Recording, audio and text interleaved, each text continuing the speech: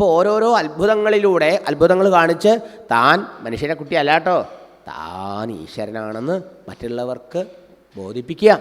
അപ്പം ഓരോന്ന് കാണിച്ചിട്ടും ആരും മനസ്സിലാകണില്ല. ശകടാസുരനെ കൊന്നു നോക്കി, പൂതനയ്ക്ക് മോക്ഷം കൊടുത്തു നോക്കി അല്ലേ. എന്നിട്ടും ഇതൊക്കെ ഏതോ ഈശ്വരാനുഗ്രഹം കൊണ്ട് നമ്മുടെ ഉണ്ണിയെ കാത്തു എന്നേ പറഞ്ഞുള്ളൂ അല്ലേ. ഇപ്പോൾ ഇതാ തൃണാവർത്തനെ കൊന്നു, എന്നിട്ടും മനസ്സിലാക്കണില്ല. അപ്പം കണ്ണൻ വിചാരിച്ചു, എന്നാൽ ഞാൻ അമ്മയ്ക്ക് കാണിച്ചു തന്നിട്ടേ ഉള്ളൂ, ഇന്ന് ഞാൻ കാണിച്ചു തരാം. ഞാൻ ഈ ലോകത്തിലെ ഒരു കുട്ടിയല്ല, ഈ ലോകം മുഴുവൻ എൻ്റെ കുട്ടിയോളാ, ഈ ലോകം എന്നിലാന്ന് കാണിച്ചു കൊടുക്കണം കണ്ണന്. അന്ന് യശോദമ്മ കണ്ണനെ മടിയിൽ വെച്ച് മുല കുടിപ്പിച്ചുകൊണ്ടിരിക്കുക. ആ മുലയെ കുടിച്ച് വയറൊക്കെ നിറഞ്ഞു. വയറ് പറഞ്ഞപ്പോഴോ അമ്മയുടെ മുഖത്തൊക്കെ നോക്കുക, അമ്മയെ നോക്കി പുഞ്ചിരിക്കുക. അമ്മ ഇപ്പോൾ ഉണ്ണിക്കണ്ണൻ്റെ തലോടിയൊക്കെ ഇങ്ങനെ തലോടി, മുഖം ഇങ്ങനെ കവളൊക്കെ ഇങ്ങനെ തലോടി കൊടുത്ത് ആ ഉണ്ണിയുടെ മുഖത്ത് നോക്കി, ആ ചന്തം നോക്കി, എല്ലാം മറന്നങ്ങനെ ആനന്ദിച്ചുകൊണ്ടിരിക്കുക.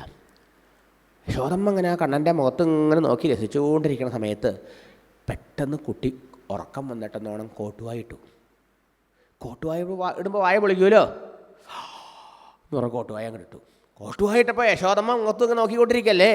കോട്ടുവായിട്ട ആ ഉണ്ണി വായ പൊളിച്ചപ്പോണ്ട് ശിവശിവ, ഞാൻ എന്തൊക്കെയാണ് കാണുന്നത്, ഈ ഉണ്ണിയുടെ വായിൽ ഞാൻ എന്തൊക്കെയാണ് കാണുന്നേ.